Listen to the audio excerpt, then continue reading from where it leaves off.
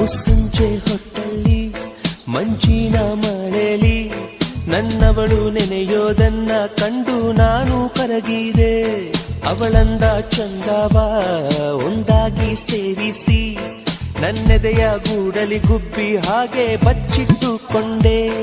ಮಳೆ ನಿಂತೋದ ಪರಿವೇ ಇಲ್ಲ,